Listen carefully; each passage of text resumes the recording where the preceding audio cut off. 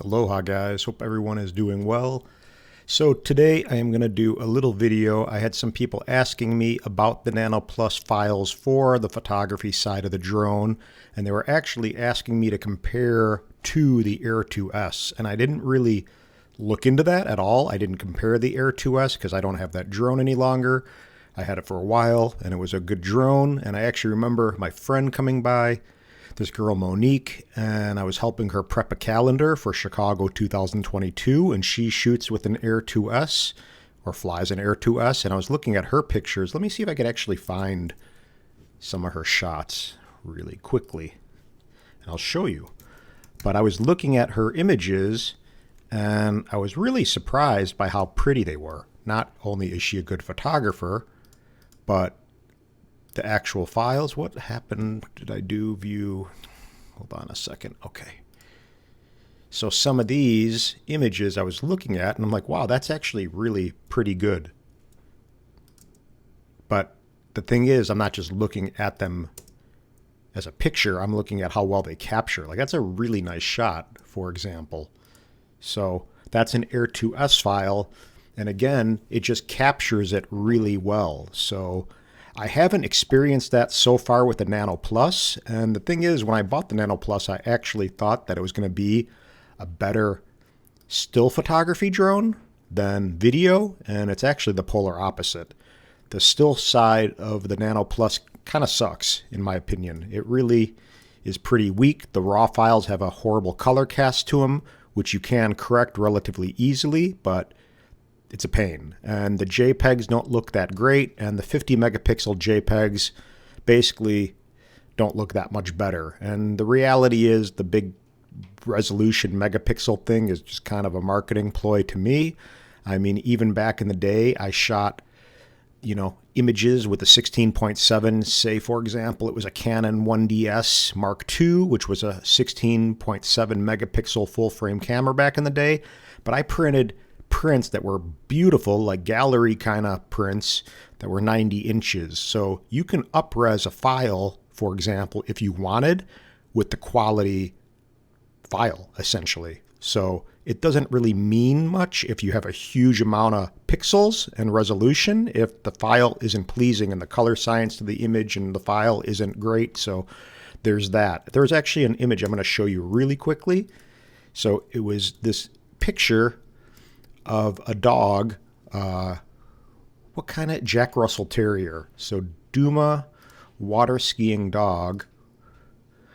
And if you see print final, I'm going to show you really quickly, but this picture. So it was a picture of the dog. The dog would actually sit and kind of drive the boat. It was so wild. She would move the steering wheel with their paws and just kind of hang out like this. This, if we show you, was a Canon 1DS Mark II 16.7 megapixel file, and you could see how good it looks. Like, it looks really pretty nice. This isn't even really retouched, and if I wanted to, I could up-res this thing and get it really nice, print huge, and make it look great. So the point of that is that you don't need a ton of resolution. So the 50 megapixel thing for the Nano Plus really means nothing, in my opinion. It's just kind of a joke in a way. So we're going to close out of that. But we can look at one of them too. Like, for example, this is one of the JPEG files. Where is it? This guy right here.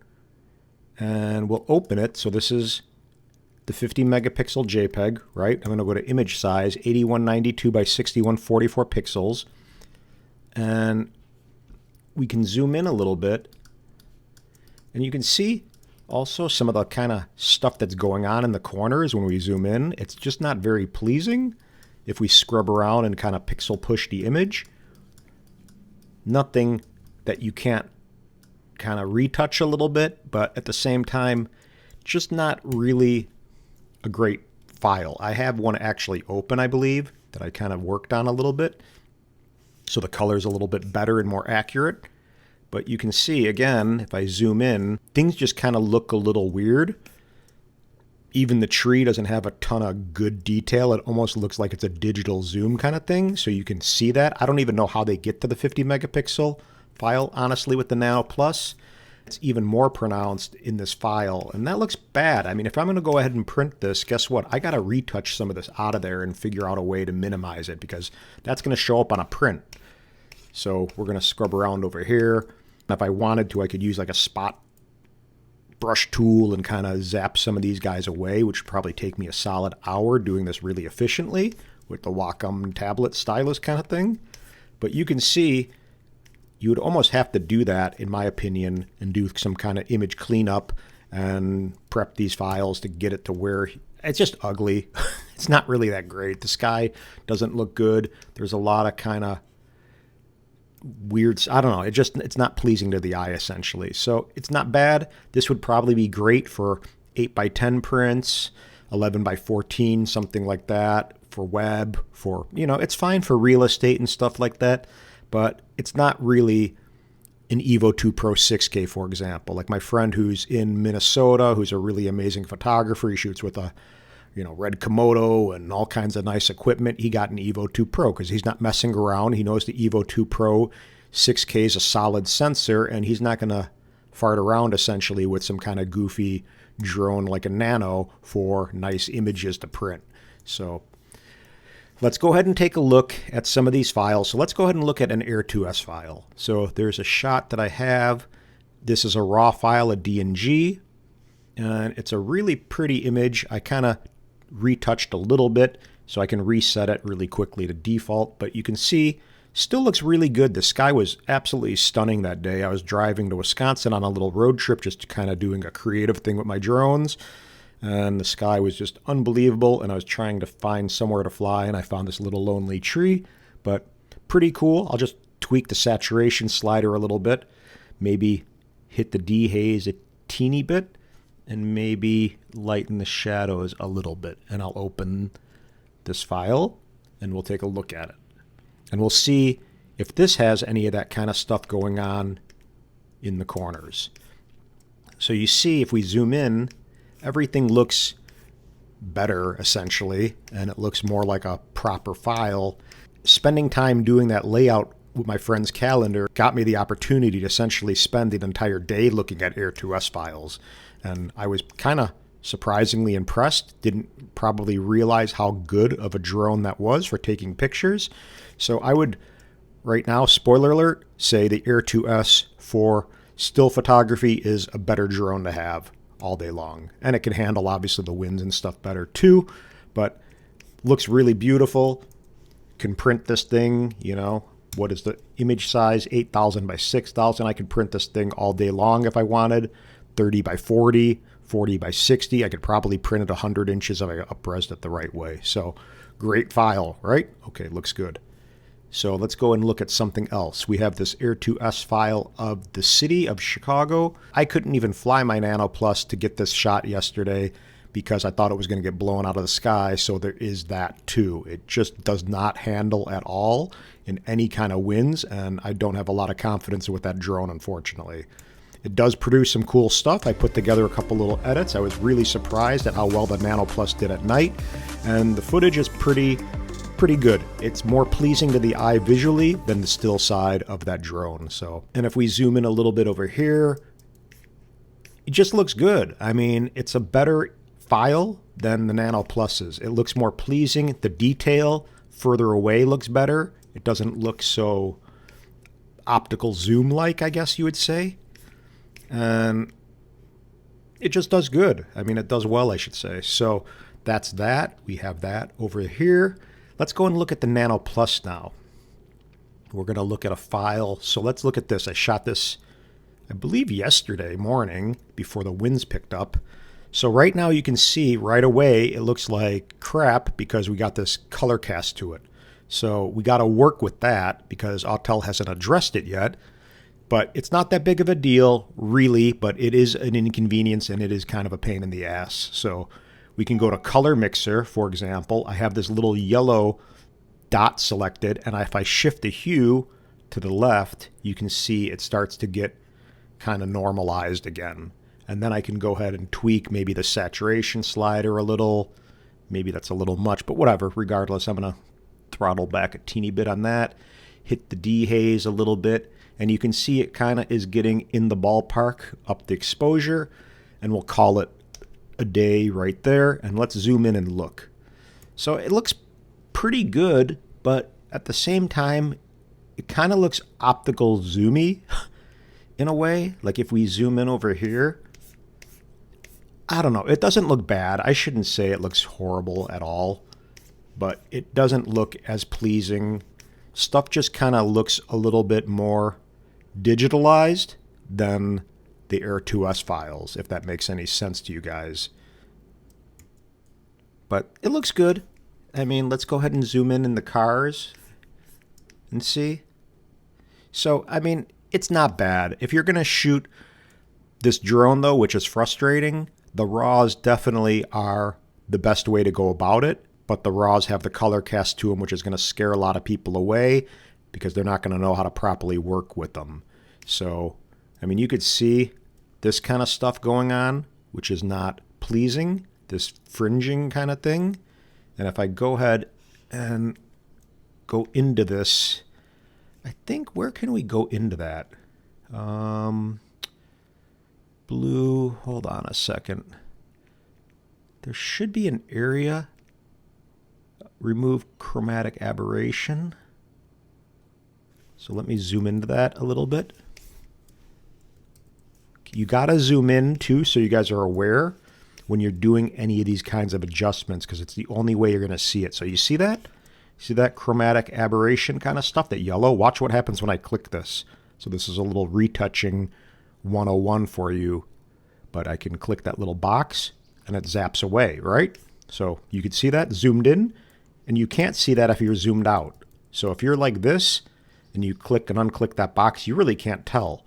So if I zoom in like 300, 400%, we can even go further and we can see that, and we can click that box, and then we can have a file that's pretty good. So now, boom, we have a file that's ready to print essentially. So it takes a little bit more work and knowledge to get past the Nano Plus RAW kind of thing, but they don't look bad once you do so. So here, let's go ahead and open one more. It will be a teeny bit of a tutorial, so you know. Let's go ahead and open, which one? Try a different scene. Maybe this one right here. So we're going to open this DNG with the Nano Plus. I'm going to reset the default so it doesn't have anything applied. And if we zoom into this, you can kind of see it's not as pronounced, but it's still kind of a color casty yellowy kind of thing going on. This bridge should be more richer brown. So if I go ahead and go into color mixer, that yellow is selected, right? See, yellow. I'm going to slide the hue slider to the left, and now it looks more like winter dead grass. I'm sick of it. And we're going to go ahead and hit the saturation slider, hit Command 0 on my Mac to fill the screen, maybe dehaze a teeny bit, and now the file doesn't look too bad. And maybe I can zoom in and see what's going on with the peace on Earth, which we need more peace on Earth. So proud of you, Batavia, for having such a good message, especially during this whole Ukraine trip. Not cool. We shouldn't be doing this in 2022. But if we go back to, where is it? Optics. And I go remove chromatic aberration. Watch this zone right here go away. Boom. Okay. So 2 little moves to improve on your raw file straight away. That little hue, yellow saturation shift, and then remove the chromatic aberration. And it doesn't look that bad. So this file looks pretty good. I still think the Air2S does a better job right out of the gate. I say that a lot, I think, but it does. And there's no fussing around, and it's going to handle better in the winds, and it's a better flying drone. So definitely the Air 2 Plus will win in the photographic type drone scenario. So that's my spoiler alert one more time. So let's go ahead and look at something else. Maybe, well, I have this JPEG open from the Nano Plus, and it did a good job. It looks cool, right? I mean, it captured the sunset well, but that was mainly because I exposed it the correct way for the sky. But if we zoom in, so this was a regular JPEG. I don't believe it was the 50 megapixel. It's the 4096. This is the one that shoots JPEG plus RAW. But if we zoom in a little bit to the corners, again, we're going to see this kind of weird ugliness going on. And it's just not very pleasing. It doesn't do a horrible job, don't get me wrong, but it's just not as good as the Air2S files. So if you are thinking about the Nano Plus, think about the Nano Plus for the video side and the low light video side, because it really shines in that regard. And of course, it doesn't have geofencing, so if you just need a drone to get up in the air and get something, the Nano Plus may be a really nice call for an entry-level Autel. But if you can spend the money, I definitely would go with the Lite Plus or an Evo 2 Pro. Those are going to be the more serious, better drones, even though they're not going to be a smaller 249-gram drone. And let's go ahead and look at one more Air2S file. Let me see what else I have. So here's some JPEG of really nice spring tulips. And let me go ahead and see what this thing will look like if I correct it a little bit. So I'm going to bring it again into this Camera Raw dialog box. And let me tweak the saturation a little bit. Not so much because we got so much color. I'm going to kind of bring back some of the highlights. Maybe lower the saturation a teeny bit. It's kind of a weird file, but we'll stop there and open it. Come on, little guy, open. And it's kind of an abstract file, but it looks good. I mean, for what it is, it's a kind of complex scene of a tulip garden with some really pretty spring colors, which I'm desperately missing right now. And this was a really quick little retouch, but let's go ahead and open the DNG of something like that. So here's a DNG of this same kind of scene. And if I go ahead and boost the saturation a little bit, maybe hit the dehaze a teeny bit. Oh, not so much. Highlight recovery to bring back that sky. See how it's kind of looking nicer. A little bit less saturation. And what I can do, this is again a little retouching 101, I can do a linear gradient, which is maybe complex for some, but I'm essentially making a little linear gradient. And now I can just go ahead and increase the saturation on just these tulips to kind of bring your eye to them a little bit more, because we're not really wanting to look at the house, we're wanting to look at the tulips. So we can go ahead and tweak that a little bit. And we'll call it a day and open it. But we'll zoom in a little bit, even to the house. And you could see it just looks better. I mean, as a 22-year photographer, I guess it's kind of my trained eye, or my opinion with my eye that I've looked at a ton of files, which ones are going to look more visually pleasing, and I think the Air2S files look more visually pleasing. So it just does a good job at capturing a scene really pretty well, and the DNGs look better right away without any kind of messing around. And we can even look at one more. Let's go ahead and look at a night scene. Say something like this. So this looks kind of, like it needs a little bit of love. So we'll go ahead and hit the saturation. I don't even know what we're going to do with this. This is kind of tough.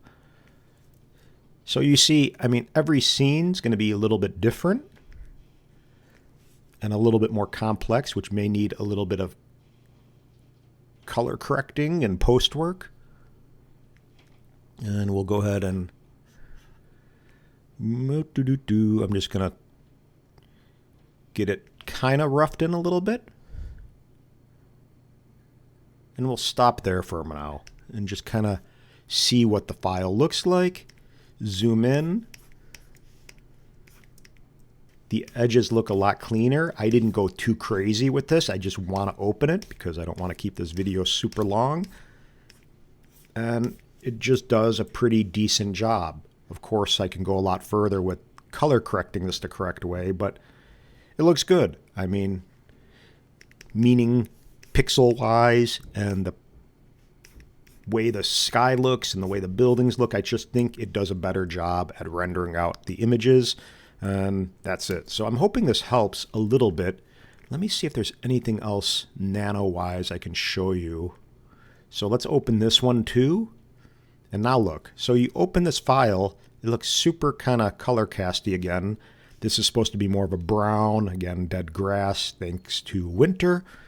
But we will go ahead and go to color mixer, yellow, and I'm going to slide this over a little bit.